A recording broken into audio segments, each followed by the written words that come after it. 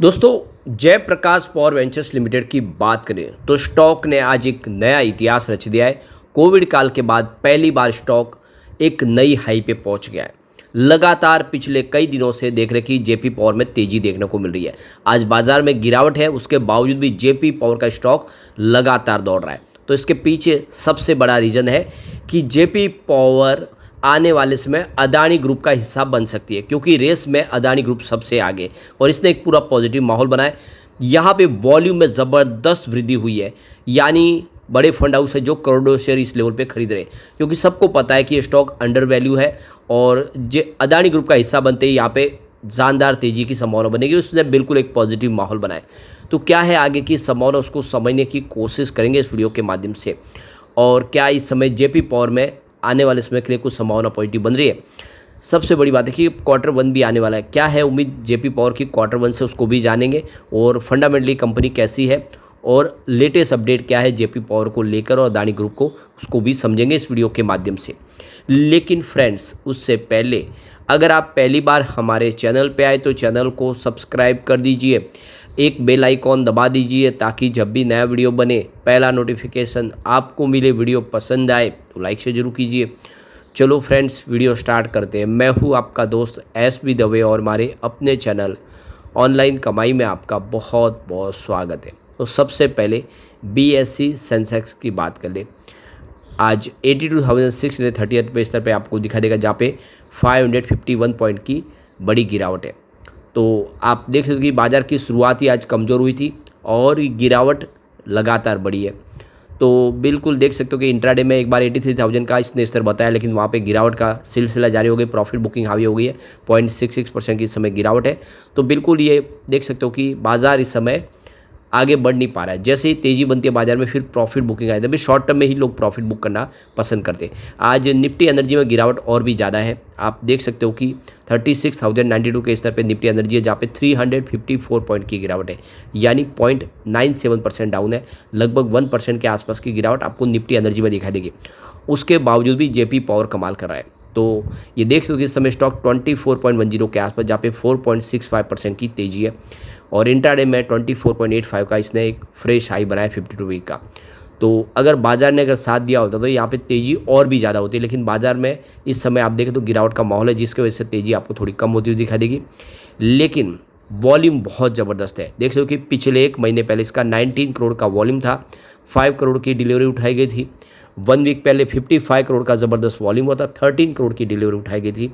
कल 39 करोड़ का वॉल्यूम हुआ था और सामने 8 करोड़ की डिलीवरी उठाई गई थी।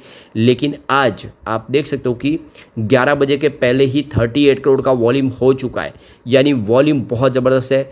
बड़े फंड हाउस करोड़ों शेयर की खरीदारी इस समय कर रहे हैं और पूरे बाजार में वॉल्यूम के मामले में जेपी पावर नंबर 1 पे है। तो बहुत ज़बरदस्त वॉल्यूम हो रहा है। अब इसकी हिस्टोरिकल परफॉर्मेंस देखें तो 3 मंथ का हाई 24.85 का है, जो इसने आज बना दिया है, यानी इसने एक आज फ्रेश हाई बनाया। 1 ईयर की हाई भी 24.85 है, 3 ईयर की हाई भी वही है और 5 ईयर की हाई भी आज की ही हाई है। यानी कोरोना के बाद पहली बार स्टॉक 25 रुपये के आसपास पहुंच चुका है। बिल्कुल एक नया फ्रेश इतिहास रचा है, काफ़ी ज़बरदस्त प्रदर्शन करा है। अब 3 मंथ का जो लो है वो 12.52 का है, वहाँ से स्टॉक दुगना हो चुका है, यानी बहुत ही बेहतरीन प्रदर्शन किया पिछले 3 महीनों में। अब 1 ईयर का लो देखें तो 12.36 के आसपास है, 3 ईयर का लो 5.15 का और 5 ईयर का लो अगर आप देखें तो 1.70, यानी कोरोना में जो स्टॉक 2 रुपये से नीचे था और यहाँ तक कि आप तो 50 पैसे के आसपास था। अगर 5 साल से थोड़ा ऊपर देखें तो ये प्राइस की 50 पैसे के आसपास थी, वो स्टॉक इस समय 25 रुपये के आसपास पहुंच गया है, यानी बहुत बड़ा मल्टीबैगर साबित हुआ। जिसने भी उस लेवल पे खरीदारी की होगी 1 रुपये के आसपास, वो मालामाल हुआ स्टॉक के अंदर। तो आप देखिए अदानी की ऊंची बोली से स्टॉक लगातार दौड़ रहा है और 2 महीने में 85% का उछाल देखने को मिला है स्टॉक के अंदर। तो जेपी ग्रुप की company Jaiprakash power ventures limited के शेयरों में शुक्रवार को 52 वीक का एक नया हाई बन गया। जेपी पावर के शेयर में शुक्रवार को 24.86 का नया एक फ्रेश हाई बना। पिछले 5 दिन में कंपनी के शेयरों में 23% से अधिक की तेजी बन चुकी है। जेपी पावर के शेयरों में उन रिपोर्ट से तगड़ा बूस्ट मिला है जिनमें कहा गया है कि इंसॉल्वेंसी रेजोल्यूशन प्रोसेस यानी दिवालिया समाधान प्रक्रिया के तहत जयप्रकाश एसोसिएट को खरीदने के लिए अदानी ग्रुप ने सबसे बड़ी बोली लगाई है और ये आप देख सकते हो कि अदानी ग्रुप इसमें सबसे आगे चल रहे हैं। तो ये देख सकते हो कि जयप्रकाश पावर वेंचर्स लिमिटेड के शेयर में पिछले 2 महीनों में 85% की ज़बरदस्त उछाल देखने को मिली है। जेपी पावर के शेयर 9 मई 2025 को 13.28 पर थे और आप देख सकते हो कि इस शेयर ने 13 से अब देखें 25 का सफ़र तय कर लिया है। पावर कंपनी के शेयर 11 जुलाई 2025 को 24.86 के आसपास पहुंच गए। अगर पिछले एक महीने की बात करें तो जेपी पावर के शेयर में 35% की ज़बरदस्त वृद्धि देखने को मिली है। पिछले 6 महीनों में 55% की दौड़ लगाई है और ये आप देखें इसका जो 52 वीक का हाई है वो 24.86 का जो इसने आज बना दिया है और जो लो लेवल है 52 वीक का वो 12.35 का है। तो जेपी ग्रुप की फ्लैगशिप कंपनी जेपी एसोसिएट को 6 रिजोल्यूशन प्लान मिले हैं। यह plan Adani group, Vedanta limited, JSPL, सुरक्षा ग्रुप, डालमिया भारत और पीएनसी इंफ्रोटेक से मिले। जेपी पावर $150 मिलियन की एक्सटर्नल कमर्शियल बोरिंग के लिए कॉरपोरेट गारंटी के जरिए जेपी एसोसिएट से लिंक है, जिसे बाद में रुपए लोन में कन्वर्ट किया गया था। जेपी एसोसिएट के रेजोल्यूशन प्रोसेस में हुए हालिया डेवलपमेंट में जेपी पावर सुर्खियों में आ गई है। जेपी पावर के शेयर में भी अच्छी तेज़ी देखने को मिली है। वैसे जेपी एसोसिएट का तो इस समय कारोबार सस्पेंड किया हुआ है।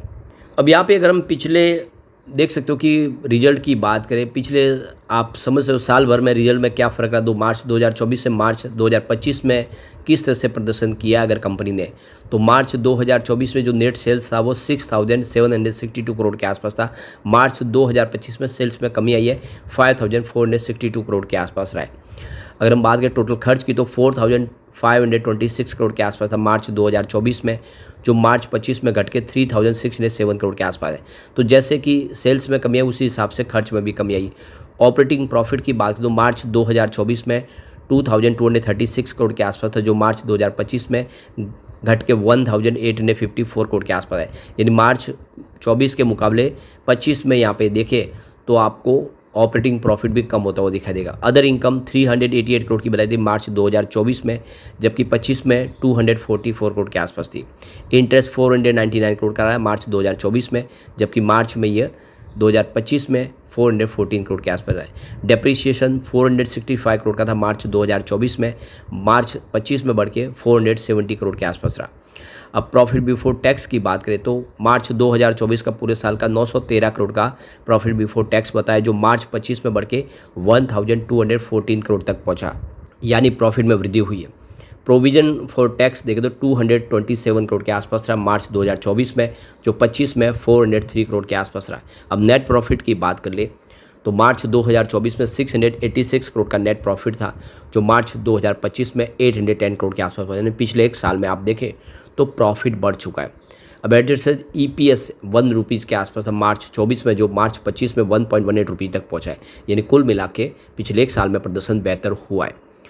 अब यहाँ पे कंपनी के टोटल कैश फ्लो की बात मार्च 2024 में -27.60 करोड़ था, यानी निगेटिव कैश फ्लो था मार्च 2024 में, जबकि मार्च 2025 में कंपनी के पास 861 करोड़ का कैश फ्लो है। यानी कंपनी इस समय सरप्लस कैश के साथ में अपने बिजनेस को आगे बढ़ाने के लिए कंपनी को इस समय स्थिति काफ़ी अच्छी दिखाई दे रही है। तो यहाँ पे अगर हम इसकी पेयर कंपनियों से तुलना भी करें तो आपको समझ में आएगा कि स्टॉक काफ़ी अच्छा है। यहाँ पे देखो कि रिलायंस पावर का P रेशियो 0 है, CESC का 29.23 का P ratio, Indian energy exchange का 44.12 का P रेशियो है और एक्मे सोलर होल्डिंग का 94.48 का P रेशियो है, जबकि नावा का 39.58 का P रेशियो है और जेपी पावर वेंचर्स लिमिटेड की बात करें इसका 20.36 का P रेशियो है।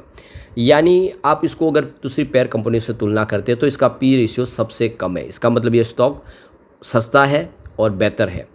इसके अलावा अगर आप देखें तो ये इसकी फंडामेंटल्स भी आपको समझ में आएगा कि ये स्टॉक वाकई अच्छा है, क्योंकि आप ये क्लियरली देख सकते हो इसका जो बुक वैल्यू भी है तो वो बहुत नीचे है, काफ़ी कम बुक वैल्यू है और इसका P रेशियो भी लो है। इसी वजह से इसमें जो बड़े फंड हाउस अब जम के खरीदारी शुरू कर चुके हैं, क्योंकि ये स्टॉक सस्ता है और आने वाले समय बेहतर कर सकता है। लेकिन फ्रेंड्स, कोई भी इन्वेस्टमेंट करने से पहले अपने फाइनेंशियल एडवाइजर से एडवाइस ले ले या अपना खुद का रिसर्च करें, क्योंकि मैंने वीडियो आपके एजुकेशनल पर्पज़ के लिए ही बनाया। वीडियो पसंद आए तो लाइक से जरूर कीजिए और चैनल को सब्सक्राइब कर दीजिए। Thank you friends.